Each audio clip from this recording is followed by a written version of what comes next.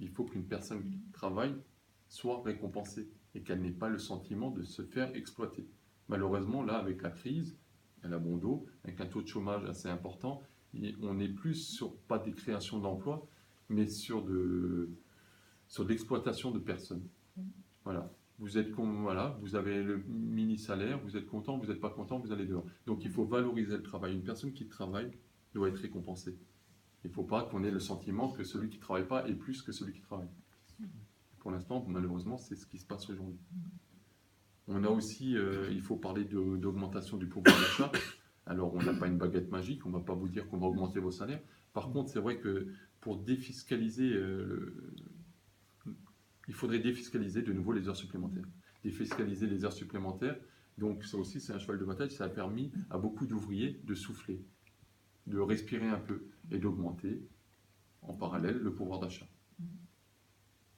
Donc ça, c'est pareil, c'est des choses qu'on n'a pas forcément besoin d'une majorité. En plus, on a de la chance, c'est dans le programme de Emmanuel Macron. Donc là-dessus, ça se passera bien, on ne votera pas contre. Par contre, je ne suis pas persuadé que d'autres partis vont voter. Voilà. Donc sinon, on avait aussi un chapitre sur les agriculteurs. Les agriculteurs, il faut savoir qu'ils sont étranglés par les normes. Alors, tout le monde connaît les normes européennes. Mais en plus, en France, pour faire pas simple, comme d'habitude, on impose des normes françaises à ces normes européennes. Donc, le souci des agriculteurs, c'est qu'ils ne sont pas compétitifs. Parce que les normes, plus vous imposez des normes, plus vous imposez une contrainte financière. Donc, automatiquement, qui dit contrainte financière, dit produit plus cher. Donc, nous, l'agriculture en France est une des meilleures agricultures au niveau mondial.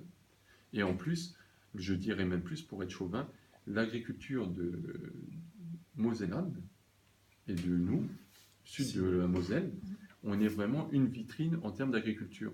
On a des agriculteurs qui travaillent des produits de qualité. Quand je vous dis de produits de qualité, c'est aussi bien chez les maraîchers que chez les vignerons, que celui qui fait du bovin, les ovins. On a vraiment une qualité en termes de produits agricoles, vraiment de qualité.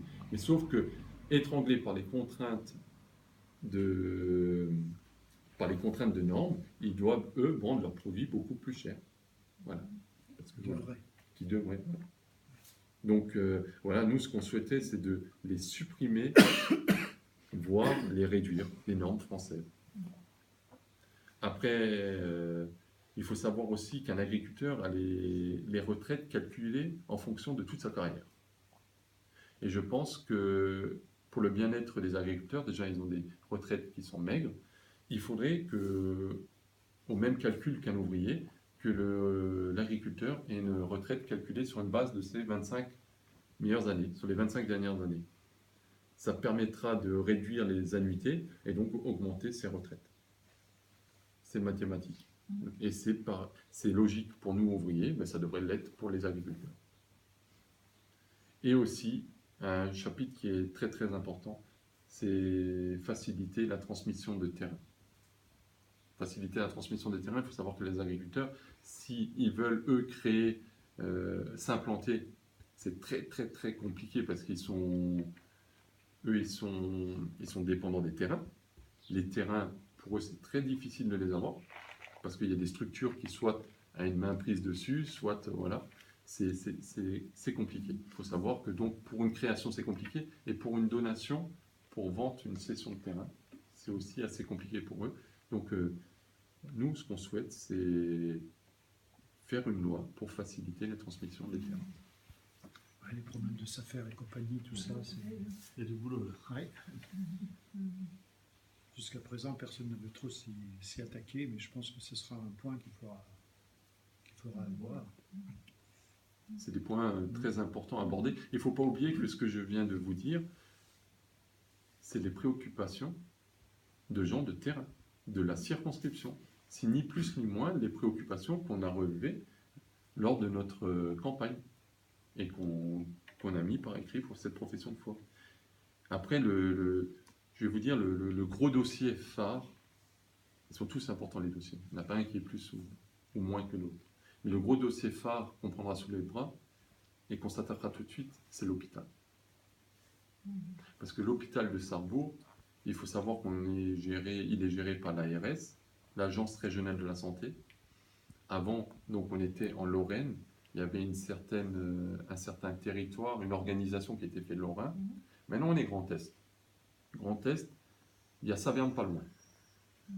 L'ARS ont les mêmes problématiques que le département et tout, des dotations qui baissent et tout. Donc eux, ils souhaitent redessiner le territoire avec les hôpitaux. Et donc, nous, ce qu'on souhaite, c'est anticiper ça. On ne va pas attendre que ça sente mauvais. Nous, on veut défendre tout de suite l'hôpital de Sarrebourg. Il faut qu'on garde cette urgence, ces services d'urgence, tous ces services. Alors, on ne va pas en créer, mais on veut les garder. Donc, on trouvera des solutions. Ce qu'il faudra mettre en place, on le fera. Mais il est très important de garder l'hôpital et ses services à Sarrebourg et ne plus en fermer. Il y a eu la maternité il y a 2 ans qui était compromise. J'ai été présent lors de cette manifestation, j'ai soutenu l'hôpital de Sarrebourg parce que c'est normal. Mais là, c'est vraiment très important qu'on ne ferme pas des services. Parce que quand vous voulez fermer un hôpital, vous savez ce qu'on fait. Vous fermez un service, puis un autre, puis un autre, et après, il n'y a plus de raison d'exister. Voilà. Donc là, il faut vraiment rebondir assez rapidement et s'occuper de l'hôpital. S'occuper de l'hôpital, c'est clair que c'est important, mais il faut aussi penser au personnel soignant. Parce que là, le gros problème des personnels soignants, c'est qu'on n'a plus cette cohérence, ce ratio. Il y a eu un déséquilibre entre le ratio patient et personnel soignant. Il faut rééquilibrer ce ratio. Alors, ça a un coût, certes, mais après, c'est à nous de chercher de l'argent. Il faut absolument rééquilibrer ce personnel et patient. Parce que on est un service. L'hôpital, c'est un service. C'est pas une entreprise. On n'est pas là pour faire du profit. Mais c'est devenu carrément des gestions d'entreprise. Et non, on est un service public. On doit répondre en tant que tel et avec une certaine qualité. Parce que quand vous soignez des gens, il y a quand même, c'est de l'humain. On n'a pas à laisser des gens avec des lits isolés. Je l'ai vu. Malheureusement, je suis pompier professionnel. Je suis pompier professionnel, mais malheureusement, j'ai vu ça dans les hôpitaux. Et je peux vous dire que le personnel n'y peut rien. Parce que voilà, on leur impose un débit de soins qui est trop important. Le ratio est dépassé entre les patients et le personnel soignant. Donc il faut rééquilibrer ça. Après, effectivement, c'est un coût. On vous dira c'est un coût. Ben voilà, on trouvera l'argent où il faut. Croyez-moi qu'il y a différentes pistes à étudier et on sera là pour rebondir dessus.